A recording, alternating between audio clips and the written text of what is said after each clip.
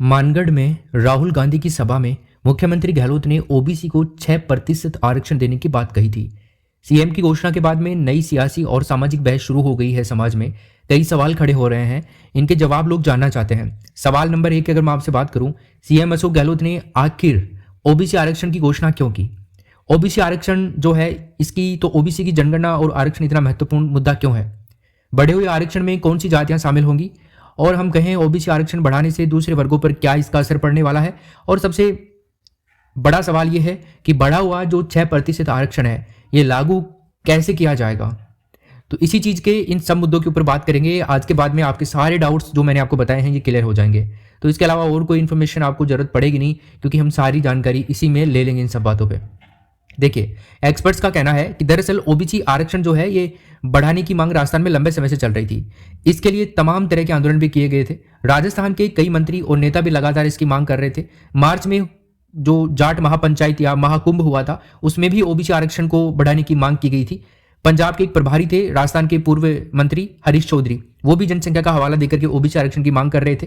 क्यों महत्वपूर्ण है ओबीसी, इनकी जनगणना और आरक्षण? ओबीसी की जनगणना बहुत ज़्यादा इंपॉर्टेंट रोल अदा करती है भारत के पूरे पॉपुलेशन के अंदर, और इसकी जनगणना राजस्थान में इतनी इंपॉर्टेंट क्यों है? देखो यहाँ पे फिर हम बात करें ओबीसी यानी कि जिसको हम कहें अन्य पिछड़ा वर्ग, राजस्थान का सबसे बड़ा वर्ग है। जनसंख्या के हिसाब से देखें तो देश भर में ओबीसी की लगभग 50% से भी ज्यादा जनसंख्या है।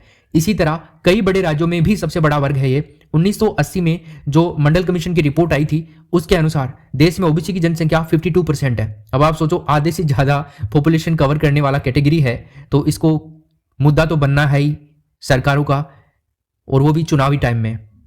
तो ओबीसी समुदाय का मानना है कि इसमें अब और भी ज्यादा बढ़ोतरी हुई है। इसी वजह से जनगणना और आरक्षण का मुद्दा बार बार उठता है। सीएम गहलोत ने भी ओबीसी की जनगणना अलग से कराने की बात मानगढ़ के अंदर कही है।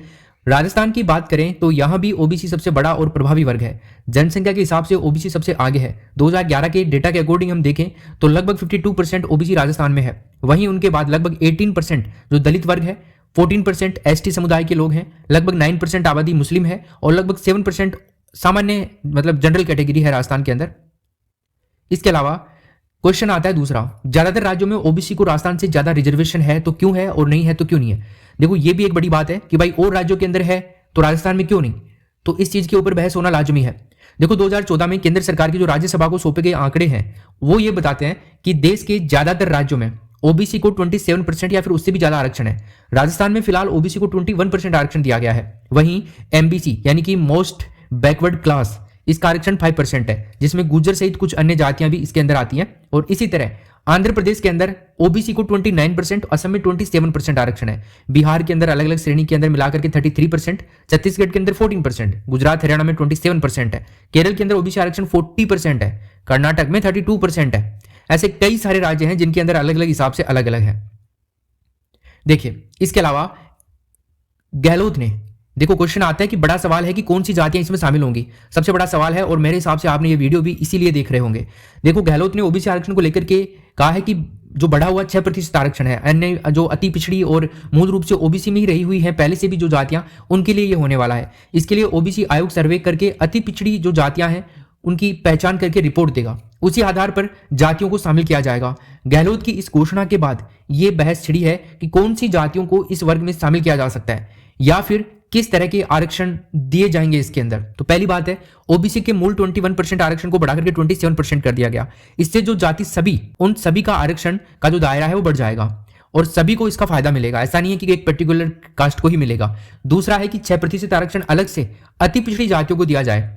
गहलोत ने कहा है कि जो मूल रूप से ओबीसी में थी पहले से, उन जातियों को इसमें शामिल किया जाएगा। ऐसे में जाट सहित अन्य जातियां जो बाद की ओबीसी में शामिल हुई हैं, उनको छोड़कर के अन्य जातियों को इसमें शामिल किया जा सकता है। अब ओबीसी की बात करें तो कहीं ना कहीं ओबीसी वोटर को यह प्रभावित करेगा।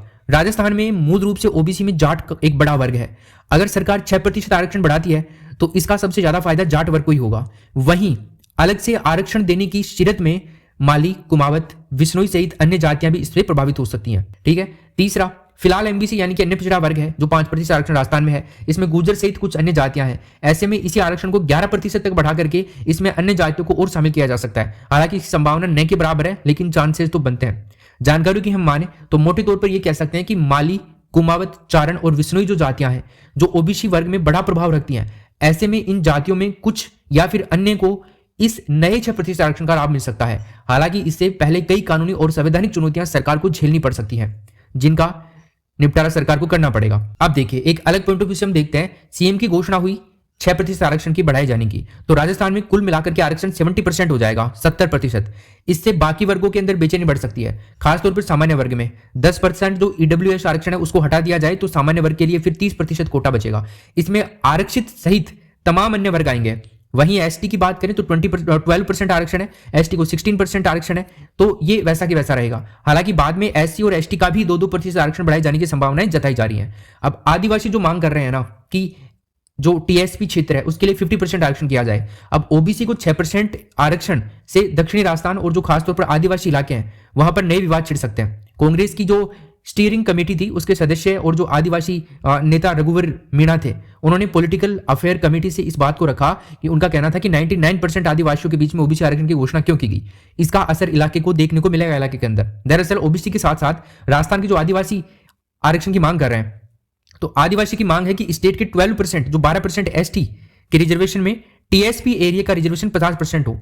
ये फिलहाल 45% है। इसके अलावा टीएसपी एरिया से सामान्य रिजर्वेशन में भी आदिवासियों के रिजर्वेशन को बढ़ाने की मांग की जा रही है। आरक्षण की सीमा को लेकर के सुप्रीम कोर्ट का तय फैसला है, जिसमें इसे 50% से ज्यादा नहीं बढ़ाने की बात कही गई है। लॉ के एक वरिष्ठ जानकार बताते हैं कि 1992 के अंदर आया हुआ जो इंदिरा साहनी जजमेंट था, बात था, उसमें यह कहा गया था कि जातिगत आरक्षण में 50% से ज्यादा आरक्षण ना हो। वहीं इसके बाद 2004 में एक M Nagaraj versus union of India का जजमेंट आया था। उसमें 5 जजों की बेंच थी, उसमें यह स्पष्ट किया गया था कि कितने प्रतिशत तक आरक्षण दिया जा सकता है। इसमें भी सीलिंग लिमिट 50% रखी गई थी, मगर यह कहा गया था कि अगर संवैधानिक आवश्यकता ऐसी हो जिसमें उस जाति की व्यवस्था झलकती हो और या फिर पिछड़ेपन होने की ज्यादा प्रतिनिधित्व मिल रही हो, दिक्कतें आ रही हो, तो इस आधार पर आरक्षण और बढ़ाया जा सकता है। तो लॉ एक्सपर्ट्स बताते हैं कि देखा जाए तो वास्तव में कुछ फैक्टर्स होते हैं, जैसे क्या पिछड़ापन उनकी आबादी में रिफ्लेक्ट हो रहा है जिन्हें आरक्षण देने की बात कही जा रही है, क्या वो पिछड़ रहे हैं या फिर अशिक्षित हो रहे हैं या उन्हें पर्याप्त प्रतिनिधित्व नहीं मिल रहा है, तो इन बातों को देखा जाता है। अब 50% से ज्यादा जातिगत आरक्षण कोर्ट के अंदर बात करें तो 50% से ज्यादा जातिगत आरक्षण को कई राज्यों में कोर्ट में चुनौती दी जा चुकी है।